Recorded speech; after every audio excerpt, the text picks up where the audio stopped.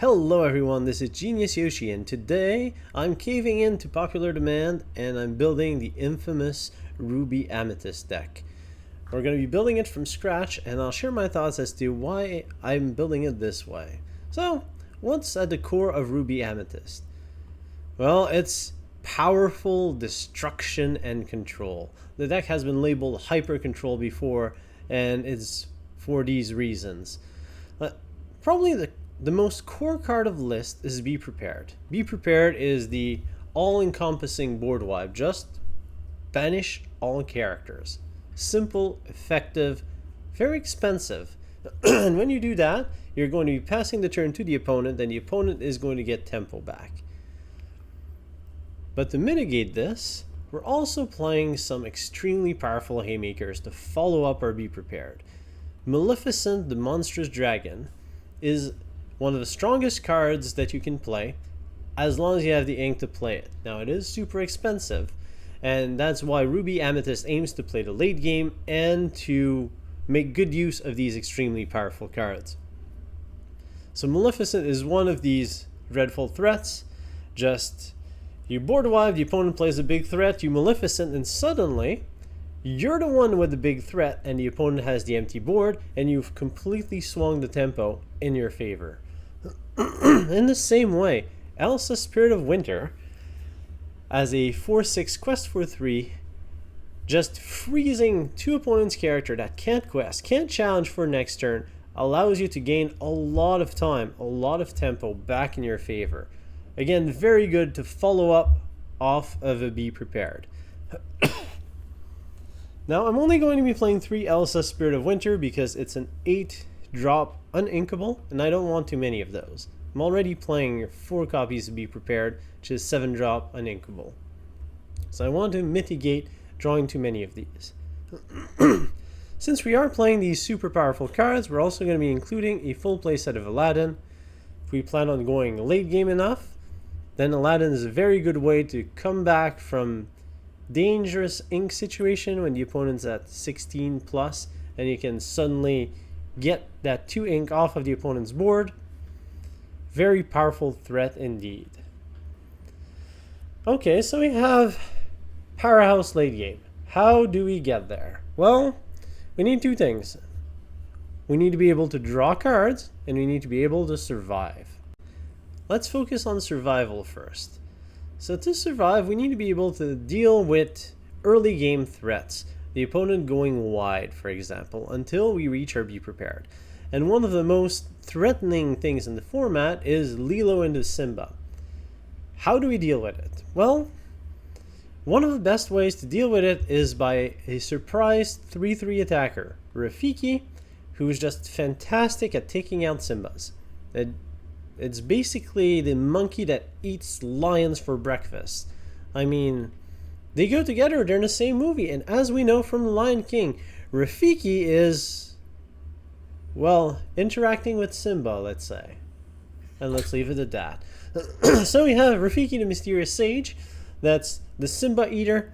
We will also be playing a pair of Befuddle as an emergency response. Allows us to bounce Simbas or bounce a Lilo or an early Maleficent, and most of the time it's going to go into the ink pool. But when you're in a bind, or if you have the extra card, you can use Befuddle to gain a little bit of time. So it's another early game approach to removing these threats.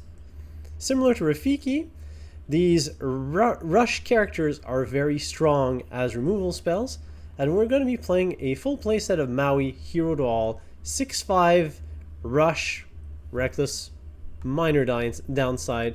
When you play Maui, you're playing it to tackle something, take it down, and Maui will live, basically doing a 1-for-0 trade, and then if the opponent wants to take out Maui, they need to use something else. So Maui ends up being a 2-for-1, good removal spell, very good at his role. Only problem is he can't take down unexerted threats, but you can't do everything in one card, that would be too strong. To take out unexerted threats, we're playing Dragonfire. 4 copies of that, just banish a chosen character. It's really what it does. Taking out big threats or preventing something from questing because you can't take it out with Maui. But in a lot of cases, we just need that little something to be exerted so Maui and Rafiki can go to town and take care of it. So, Elsa Snow Queen's a natural inclusion here, because she allows us to exert opponent character, and once you have Elsa and start controlling the board and the opponent is just playing a threat per turn, Elsa is a repeatable source of control, because you can activate her ability once a turn, force the opponent to become exerted and targetable by combat, so you can take it out. Alright, so we have a lot of our combat type strategy in play. We're decently good for survivability. Next, we need some card draw.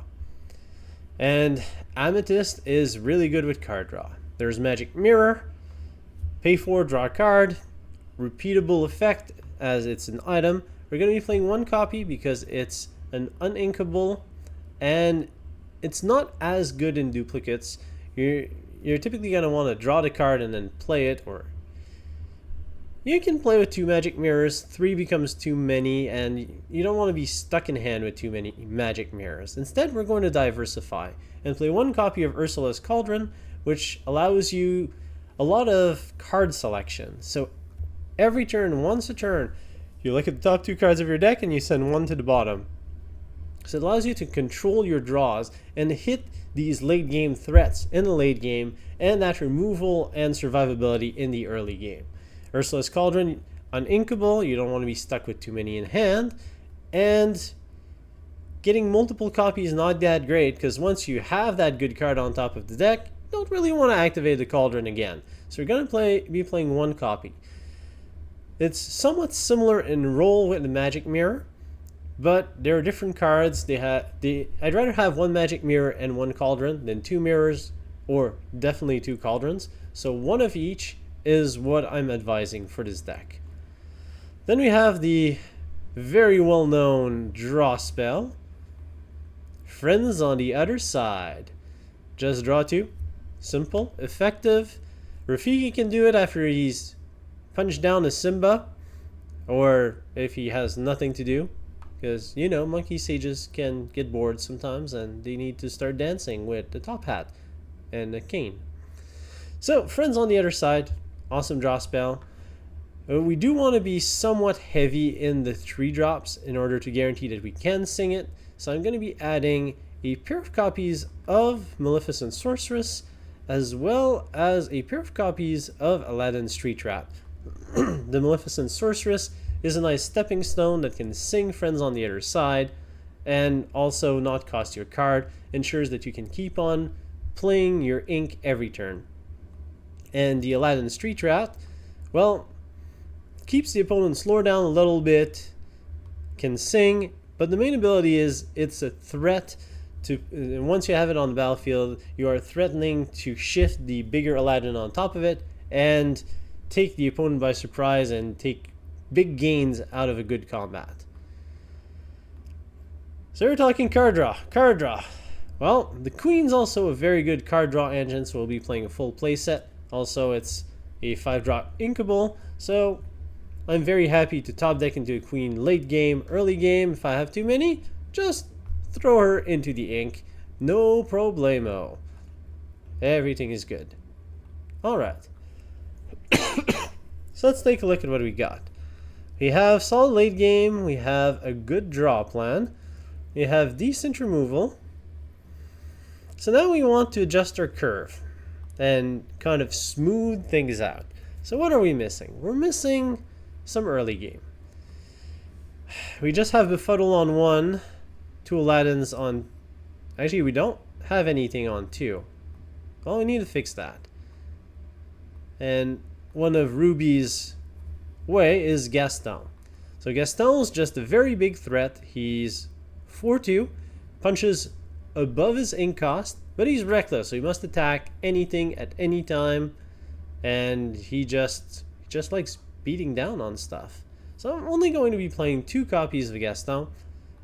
Playing 4 is perfectly acceptable, but what I want to play is Magic Broom Bucket Brigade. Now I'll be playing it in 4 copies. Now, I would prefer something with slightly more stats, but Bucket Brigade allows me to shuffle bad cards from my opponent's discard into their deck, shuffle good cards from my discard pile into my deck. And since we're playing a lot of these big threats, or sometimes 4 Be Prepared just isn't enough Be Prepared, so you want the 5th or 6th copy, Magic Brooms come to the rescue for that super extreme late game. There's still that good combat ability, and of course, if we're playing Magic Brooms, we're playing the Mickey Mouse, Wayward Sorcerer, solid stats line, quest for 2, and we were missing some 4-drops in the deck. That was one of our ink curve hole. So Mickey Mouse and the Brooms, a fairly decent combo. Both cards are inkable. They fit in the curve pretty well, and that's also why I'm playing 2 Gastons, because I want the full playset of Magic Brooms to enhance the odds of drawing them next to the Mickey Mouses. And now we have 6, 7, 8 2-drops, which is where I want to be with the 2 Befuddle, the full 4 Rafikis. So I want in my opening hand to have at least 1 2-drop or a Rafiki, and ideally a 2-drop into Rafiki. That's kind of the ideal opening hand. And we also want to be careful about inkables. So we have 1, 2, 6, 10, 14, 15, 16, 17 uninkables, which is very high. So you want to be very careful with your mulligan strategy to send away as many non-inkable cards as you can, except you want to keep a Rafiki, because Rafiki is just really good early on. So you keep a Rafiki, you send the other uninkable, and you want to keep inkables as much as you can. Even if you have like 4 Mickey Mouses, you probably want to keep some of them, just to ensure you have the inkables to reach the mid game, or to reach your draw engines, so that you can ensure a solid flow of cards, so you can keep on inking and reach that late game, after which the deck becomes very hard to stop. So we're missing 1 card. If we look at our curve, we're still a little light in the 4-drops area. I'm happy with our 2-drops, happy with the 3-drops, and the late game seems fine. So we're going to be adding Pongo, because I really like Pongo. He's an evasive threat, one of the cheapest evasive characters that quests for 2, with the Emerald Tinkerbell. So Pongo Old Rascal is going to be one of our threats that is just going to be questing while we're playing our big removal spells, while we're keeping Maui happy, just taking out opponents. And Pongo just, well, goes to the park, quests, finds Gaston, and forgot what's the name of the other one, and he just, no, actually it's not Gaston, I'm mixing up my movies. Well, there's 101 Dalmatians. I'm sure he'll find something to do. And that concludes our Ruby Amethyst list. As of note, I'm not playing any of the 1-drops. I know a lot of lists like to play Archimedes early on. I don't think that's necessary. I could be wrong. I mean, I do play a lot of decks, so I don't specialize in any particular one. But a lot of the core cards and the core strategies of Ruby Amethyst are present in this deck. And this is the thought process that I put behind building this initial list of the infamous archetype of Ruby Amethyst Hyper Control. And now all that remains is see the deck in action with some awesome games coming right up. Let's see how well the deck performs. We have a Gaston, Rafiki, actually a pretty strong early game. Let's send back the Dragonfire. I want to make sure we have enough inkables, but our curve's pretty nice. Opponent inks an Olaf, plays an Archimedes. I'll ink a Gaston and pass the turn back. This doesn't look like the type of matchup where we want to use our Befuddle. Although it's one of these Emerald Amethyst.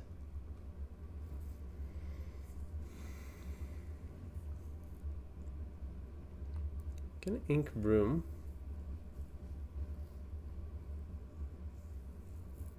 I think I want to go Gaston here.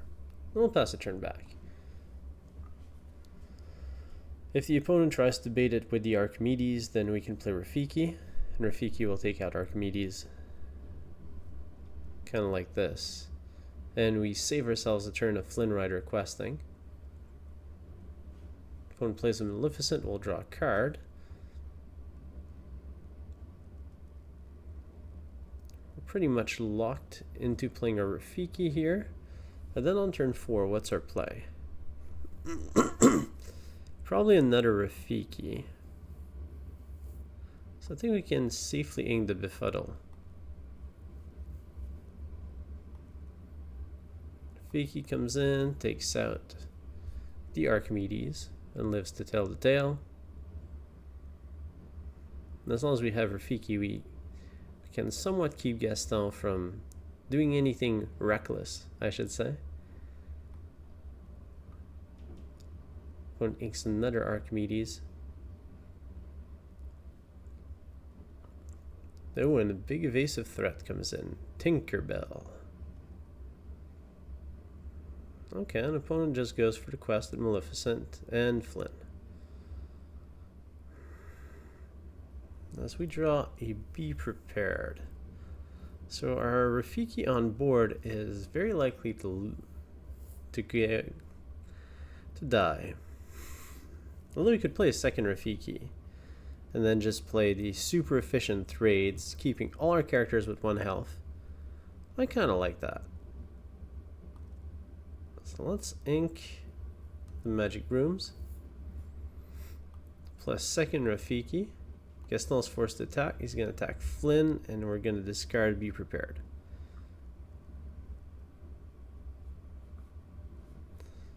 And our Rafiki is going to take out Maleficent, the healthy one. And we're going to quest with the second small Rafiki. And that's it for our turn. Opponent quests with a small Tinkerbell. Plays Hans for more questing power. Now, are we aiming at Aladdin here? I don't think so. I think we're needed for some cards. Opponent can quest for 5 next turn, going up to 12. But if Hans quest, then Rafiki or Gaston can take him out, and we'll have Dragonfire for the Tinkerbell. I think we just go for the pressure move here. Questing with the monkeys.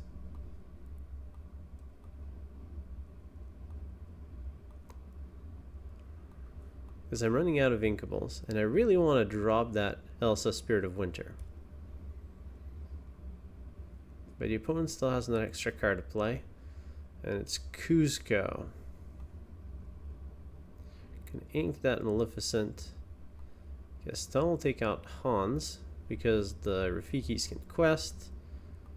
Dragonfire will take out Tinkerbell. We're going to go for the card with our Maleficent. Cards at Pongo, then we just quest. It's a little rough because our opponent has inevitability on their side with a few more Cusco. We're going to have to sacrifice both Rafikis into this one.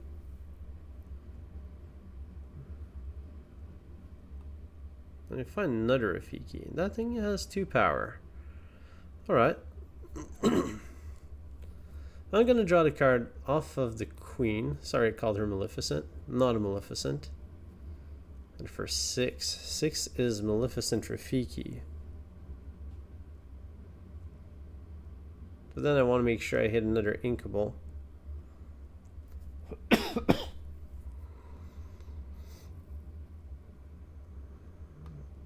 Let's play the Maleficent.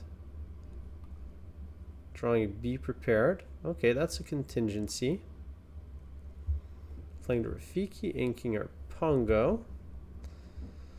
And now the triple threat goes to town. All the 2 damage Rafikis. This one's going to go into exile, which it would anyways. Rafiki quests. Then we pass the turn back.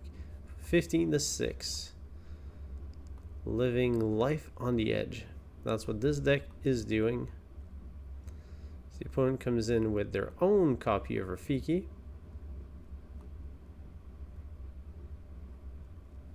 think we want to highlight. We wanted to highlight Elsa, but we've drawn into a non-inkable, which we're gonna cast. So Dragon fired at Cheshire Cat. You shall not quest. Let's draw a card off of the Queen. We find Elsa.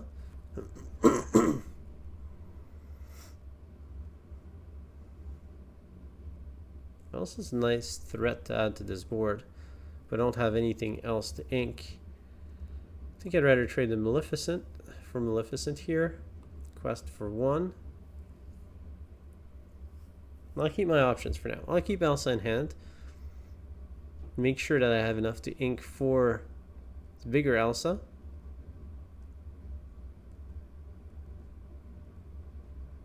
Ooh, that's an expensive Rafiki, just trading for hours.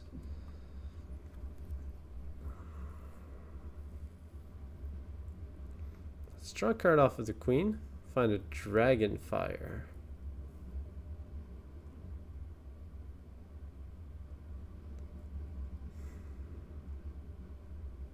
Let's hard cast Friends on the other side. Find a pair of Mauis. We'll send one to the ink. And we'll use our Dragon Fire to take out Flynn. Passing the turn back. As things are starting to look grim for our opponent. As the Queen's really the MVP this game. Just drawing us a ton of cards. Find another Queen. We can draw Befuddle. Not overly useful now. I think we start threatening. Elsa, Spirit of Winter. Freeze your Maleficent. And now we have our first huge threat on the board. Opponent plays a Mad Hatter and a cheap Maleficent. Which seems like the perfect time to just cast to be prepared. Then we find another Elsa, Spirit of Winter. Still think we cast to be prepared.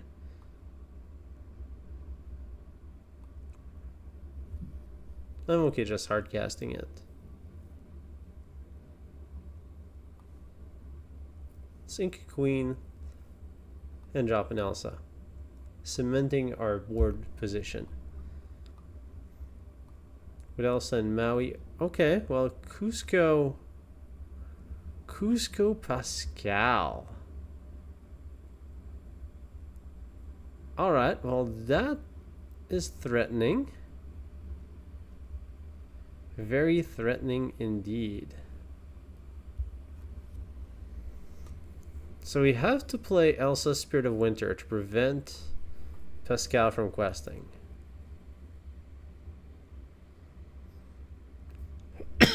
And we need to be able to deal with Cusco and Pascal next turn.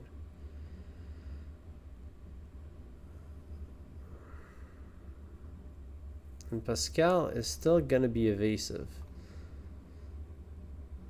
So I think we need to hard cast Elsa. Actually, yeah, let's hard cast Elsa. You shall not quest. Play Ursula's Cauldron and try to fix our draw for next turn. Rafiki or Elsa. Neither of those particularly good. I think Rafiki's marginally better. Quest for 1. Then we'll pass a turn back. If we take out all of our opponent's characters, then Pascal is going to lose evasive.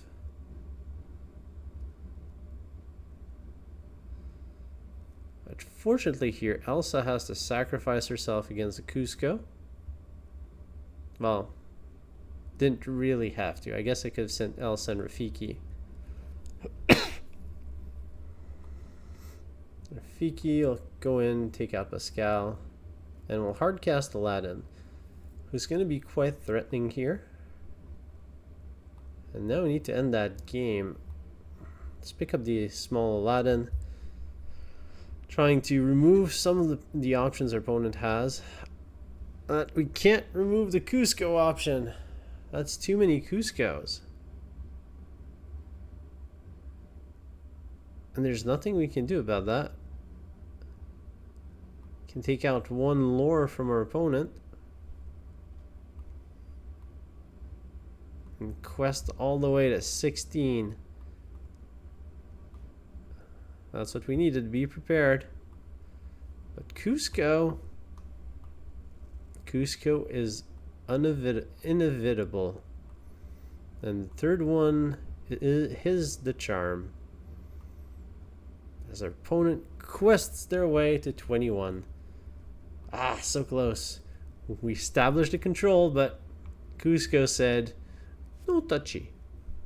You're not controlling me. I'm the king, and I will win the game.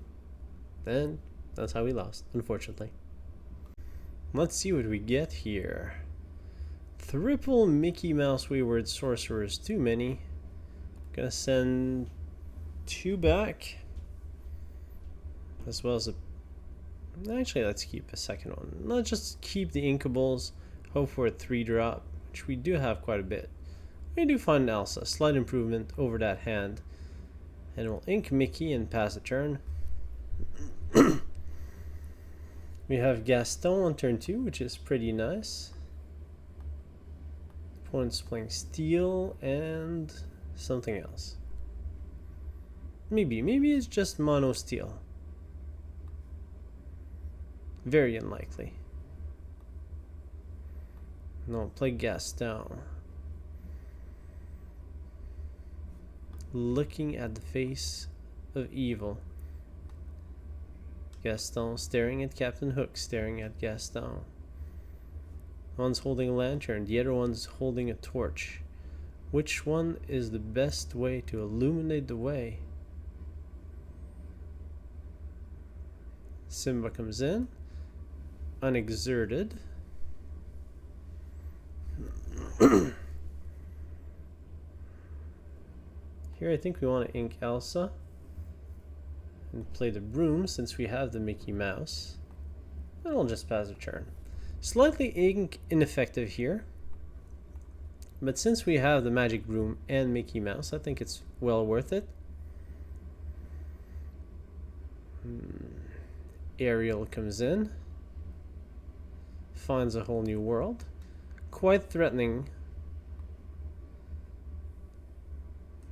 But for now, we'll keep on inking and playing stuff. So I'll play Mickey Mouse. Then I'll just pass the turn back. I'm afraid of the opponent just hard casting a whole new world here. And trying to bounce our Broom into our hand beforehand.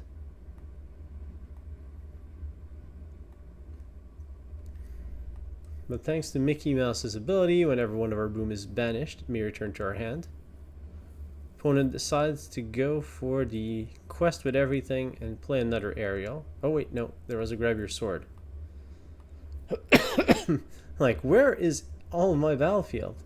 That's what happens when you play around too much with the Lorcana display or the tool on the other side.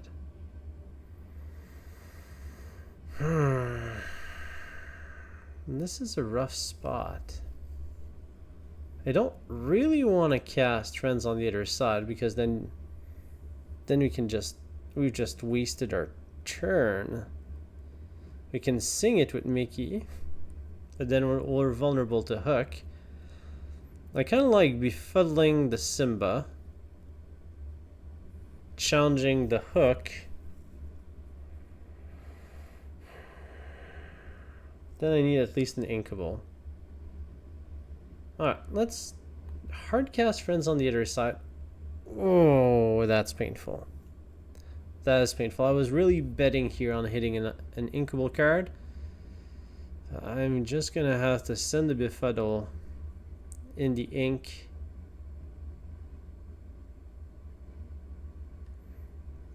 And I'll pass the turn back. We'll keep the Mickey for now. Until the opponent smashes it. Inks a card and casts a whole new world, I imagine, is going to be the play for our opponent.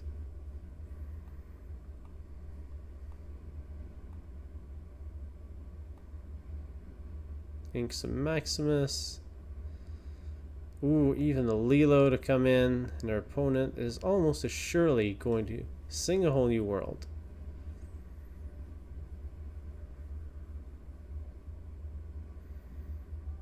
That would have been perfect time. Not sure why the opponent didn't do it.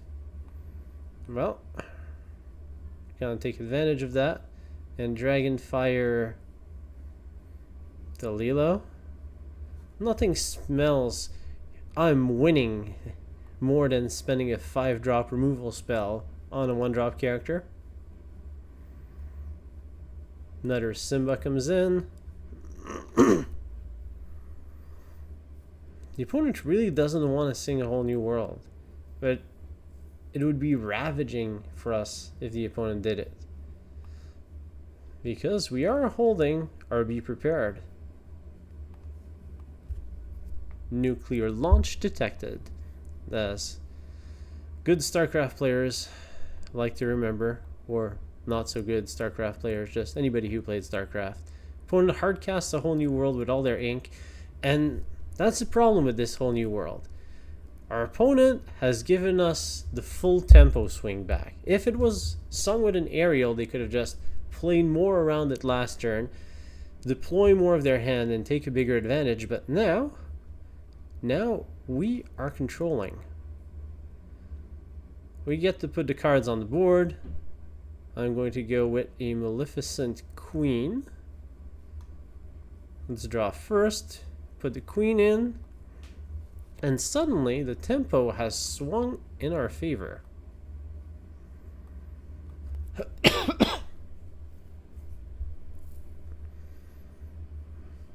I mean, it's 10-0. But I think that this is a pivotal moment in the game where we were in an almost unwinnable situation, and because of the poorly tempoed whole new world, we're actually in a very good position to make a comeback now, especially since we are holding double Maleficent with Maleficent mana up, ink, sorry. Send Pongo in the ink. Play the big bad dragon, taking out Tinkerbell. Burn, baby, burn. Draw a card off of the Queen. We find a Monkey King, and we start a comeback, questing with Maleficent. Also, the opponent's behind on ink. They missed a turn of ink early on in the game.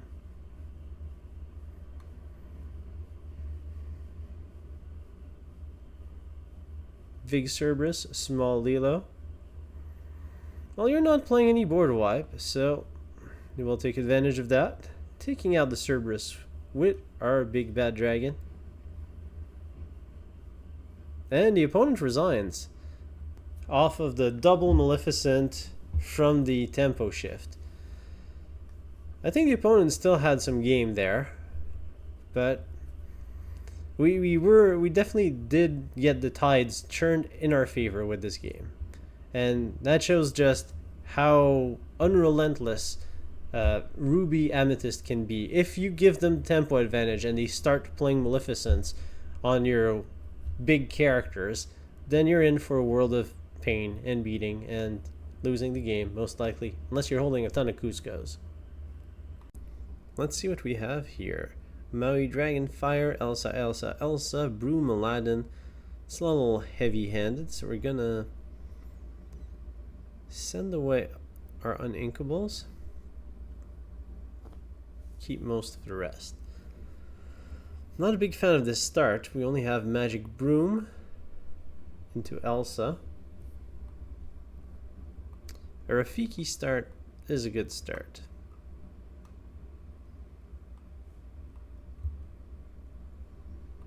We're still going to try to mob the floor with our opponent, who sends an Isma into ink.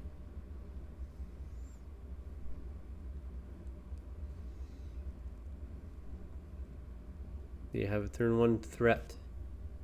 That's the question.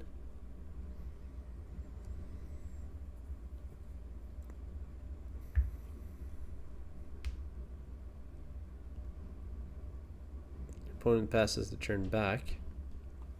Gonna ink a Maui and pass the turn.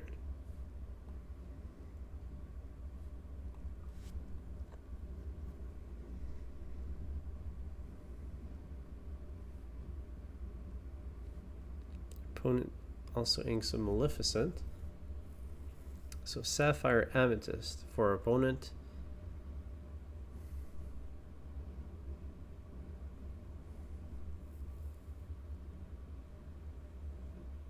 We match Broom or play the Gaston. I think I'd rather have the Broom.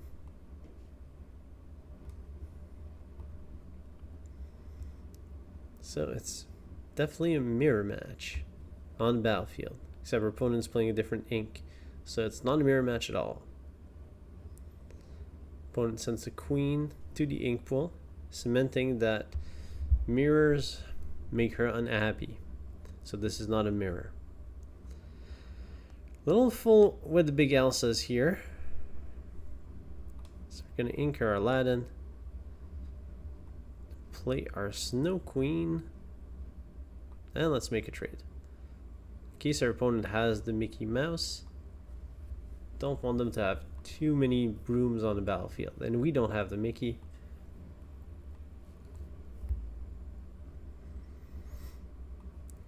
Gonna ink a queen and have the very unfortunate quest for one with Elsa turn. Disappointing. Mickey Mouse Detective fetches some ink for opponent. Now we reach the 5 drops. So I really want to play queen here. Opponent is still 1 ink off of Hades. So let's try and start getting our card advantage in place. We'll keep Elsa unexerted.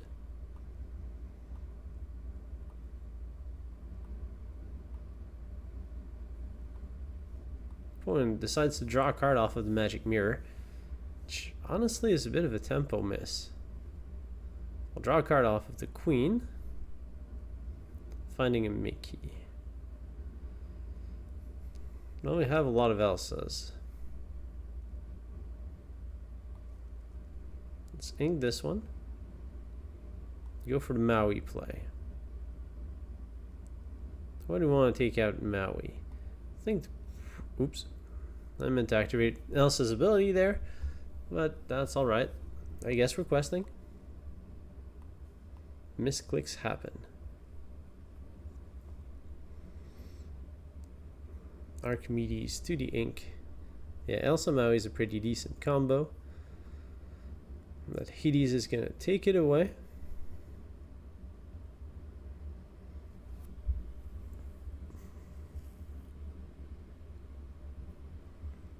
Let's keep on drawing using the queen. Hades can't really take her out. We have an overly efficient mana play or ink play here. We can go Pongo Mickey, which is fairly threatening for an opponent that doesn't have any board wipes. Opponent can't take out the queen, so we just have 2 questers on the board. I think I like that play. Just going for more pressure as we pass the turn back.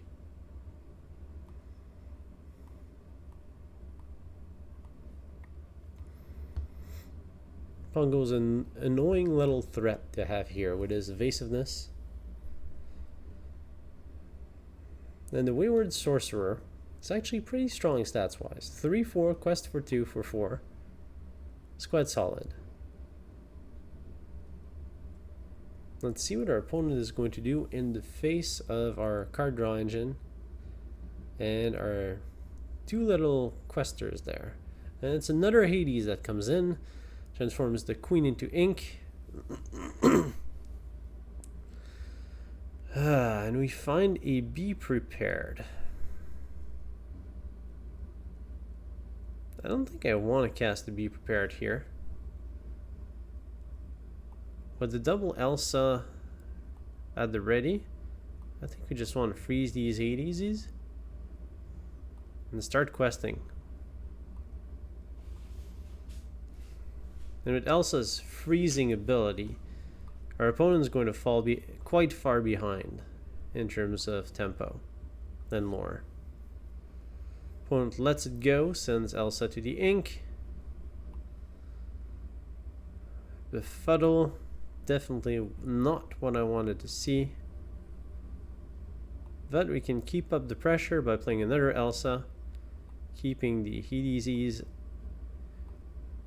still exerted, and we keep on questing. +4 for us.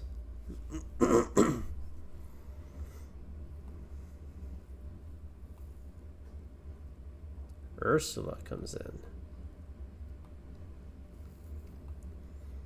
Just a very solid stat line character, 2/8. We find another Elsa. Well, I mean, when it hails, it pours. More ice is coming down. Let's keep the Hades locked and keep on questing.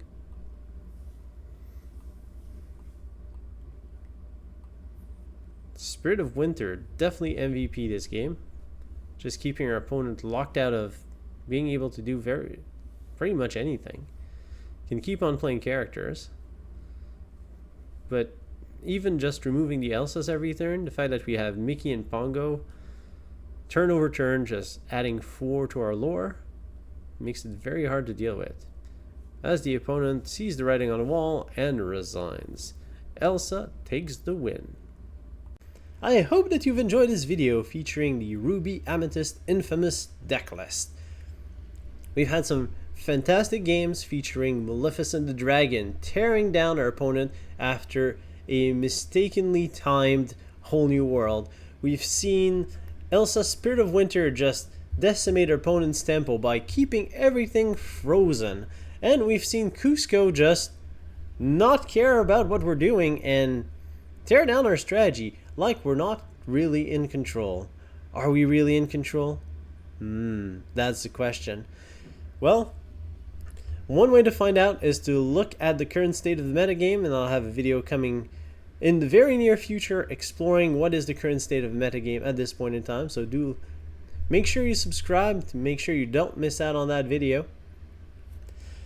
Please leave a comment below, give it a thumbs up, and let me know what you think of this deck list, whether you'd like to see more variants of top tier decks, my take on them, why I think they're built a certain way, or whether you want to see more fun video and strange strategies and see if we can push the limits of the Lorcana cards that are available to us. Thank you all for watching. Again, I'd encourage you to subscribe. This is where I need the picture of Cod, a little hypnotic snake that goes, you want to subscribe, you want to subscribe, you want to subscribe. And that's the end of my pseudo-hypnosis session, so I will let you go. Enjoy the rest of your day, and I'll see you next time.